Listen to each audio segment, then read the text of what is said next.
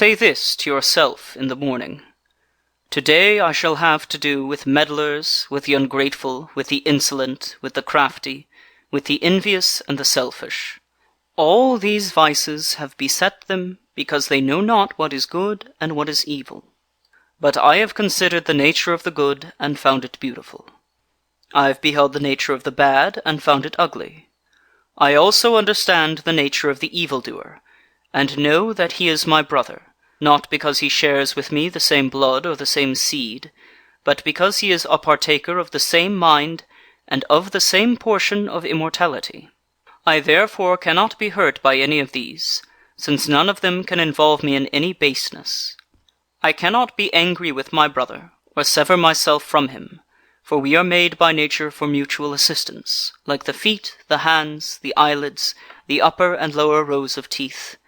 It is against nature for men to oppose each other, and what else is anger and aversion? All that I am is either flesh, breath, or the ruling part.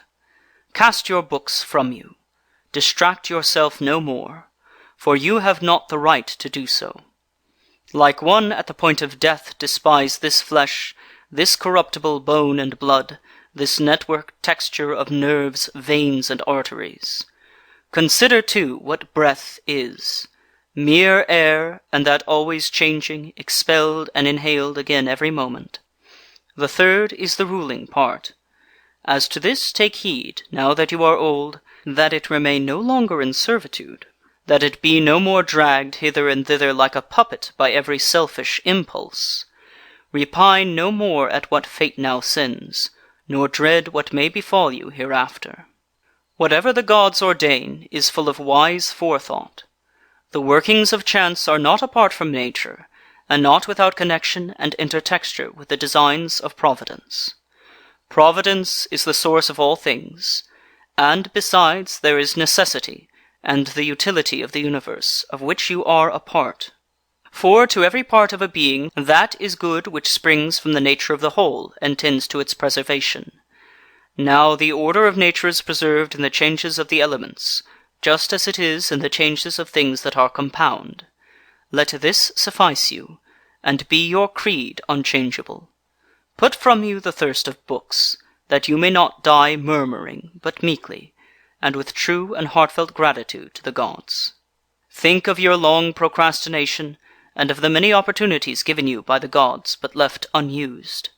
Surely it is high time to understand the universe of which you are a part, and the ruler of that universe, of whom you are an emanation. That a limit is set to your days, which, if you use them not for your enlightenment, will depart, as you yourself will, and return no more.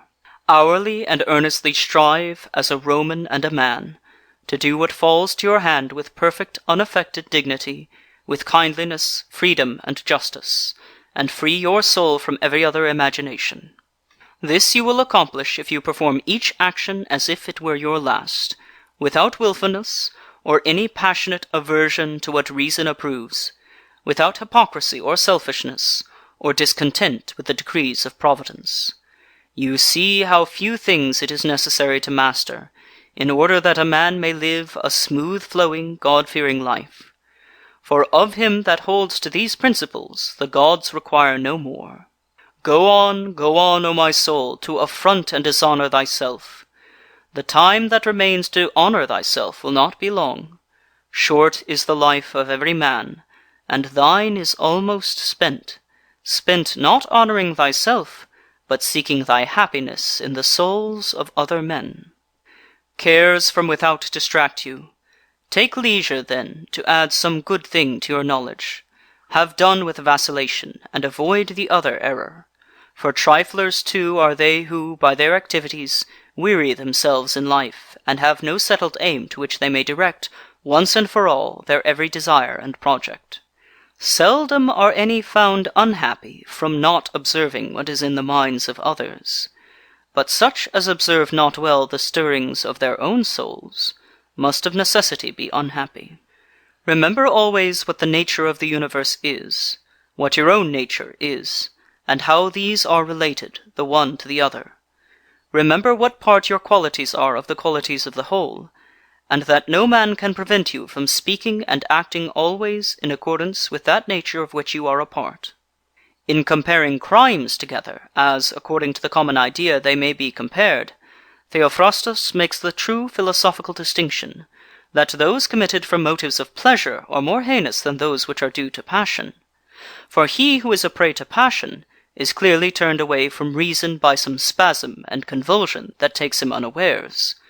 But he who sins from desire is conquered by pleasure, and so seems more incontinent and more effeminate in his vice. Justly then, and in a truly philosophical spirit, he says that sin, for pleasure's sake, is more wicked than sin which is due to pain. For the latter sinner was sinned against, and so driven to passion by his wrongs, while the former set out to sin of his own motion, and was led into ill-doing by his own lust. Do every deed, speak every word, think every thought, in the knowledge that you may end your days any moment. To depart from men, if there be really gods, is nothing terrible. The gods could bring no evil thing upon you. And if there be no gods, or if they have no regard to human affairs, why should I desire to live in a world void of gods and without providence? But gods there are, and assuredly they regard human affairs, and they have put it wholly in man's power that he should not fall into what is truly evil.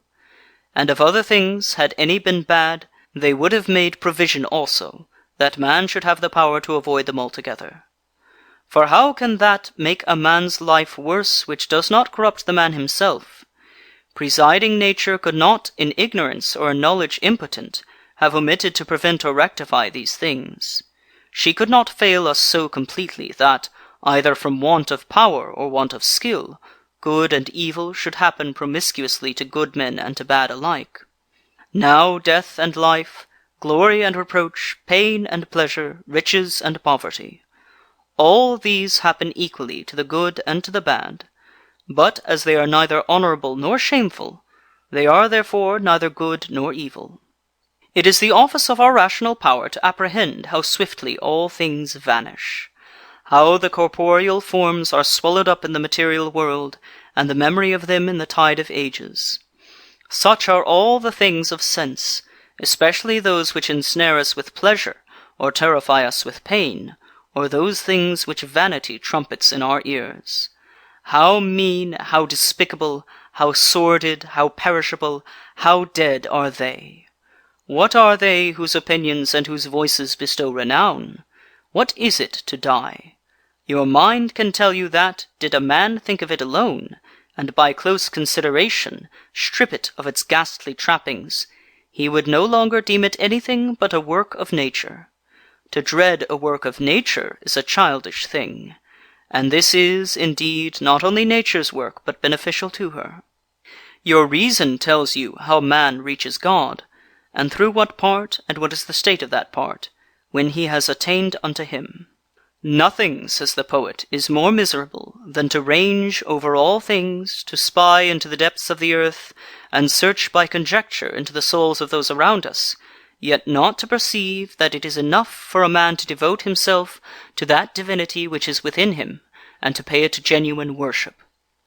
And this worship consists in keeping it pure from every passion and folly, and from repining at anything done by gods or men. The work of the gods is to be reverenced for its excellence. The works of men should be dear for the sake of the bond of kinship, or pitied, as we must pity them sometimes, for their lack of the knowledge of good and evil. And men are not less maimed by this defect than by their want of power to know white from black.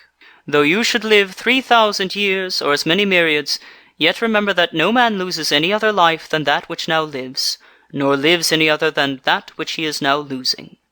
The longest and the shortest lives come to one effect.